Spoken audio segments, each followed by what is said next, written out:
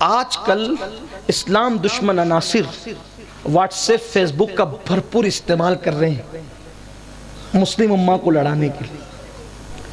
محرم شریف آتا ہے، اہل بیت کے حوالے سے چل پڑتا ہے، یہ روایت موضوع ہے، یہ موضوع ہے، یہ موضوع ہے۔ ابھی صدیق اکبر کا دن آیا، یہ شروع ہو گیا، یہ موضوع ہے، وہ موضوع ہے، وہ یہ سب ہو رہا ہے۔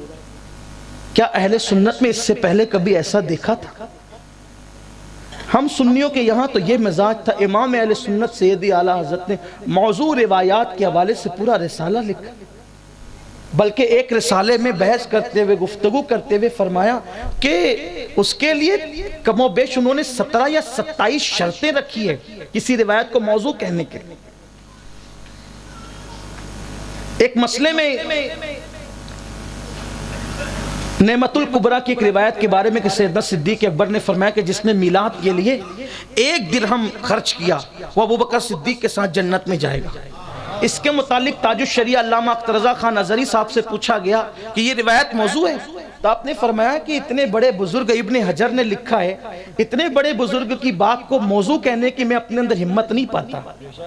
اگر ہمیں کہیں سے سند نہیں مل رہی ہے تو ان کے علم پر ہمیں اعتماد ہے کہ انہوں نے کہیں سے یہ دیکھا ہوگا، کم سے کم بزرگوں پر تو اعتماد کرو۔ نئی تحقیق کا اتنا شوق، اللہ کی عدالت میں کھڑے ہونا ہوگا، اہل بیت اور صحابہ کے دشمنوں، یہاں پر تم واٹس ایپ پر بیٹھ کر کے، فیس بک پہ گھروں میں بیٹھ کر کے چاہے جتنی لڑائیاں لگا دو صدیق اکبر کے خلاف، مولا کائنات کے خلاف، اللہ تو دیکھ رہا ہے۔ تم شک پیدا کرتے ہو، شک پیدا کرتے ہو، یہ موضوع ہو گئی، وہ ضعیف ہو گئی، وہ حدیث کے ساتھ یہ کھلواڑ، غیر مقلدین کی بیماری تم میں کہاں سے آ گئی؟ واللہ ہم اہل سنت کا تو عالم یہ ہے کہ ہم نے تو یہ کہا کہ ہم عشق کے بندے ہیں، کیوں بات بڑھائی ہے؟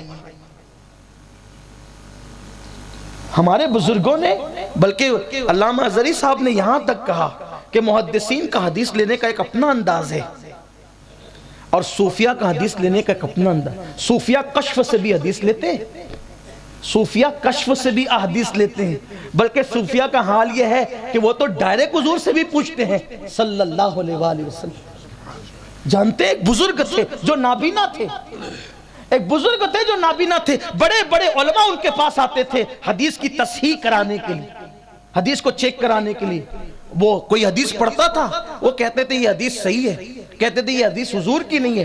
لوگ کہتے تھے لو صاحب یہ تو نابینا آدمی ہے، ان کو کیسے پتا چل جاتا ہے کہ یہ حدیث جو ہے وہ صحیح ہے اور یہ صحیح نہیں ہے؟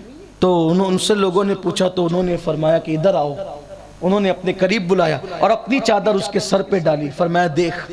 تو اس نے دیکھا کہ حضور علیہ السلام جلوہ گر ہے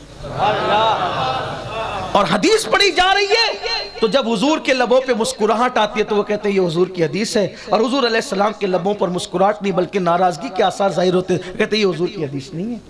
تو حدیث معلوم کرنے والے یوں بھی شیخ محی الدین ابن عربی، سید المکاشفین، اس طرح کے ہمارے بڑے بڑے بزرگ گزرے۔ خدا کے لیے ایسا نہ کرو، ہماری عوام کو ہم کتنا لڑائیں گے یار، امت کے مسائل کتنے ہیں، لیکن میں سمجھتا ہوں کہ یہ چیز اہل سنت کی طرف سے کوئی نہیں کر رہا ہے۔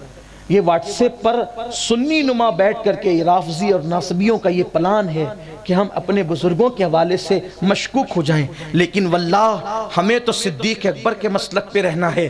جب ابو جہل نے آ کر کے کہا نا، حدیث کس نے لائی تھی اس دن؟ حضور کی حدیث کس نے لائی تھی؟ ابو جہل نے لائی تھی۔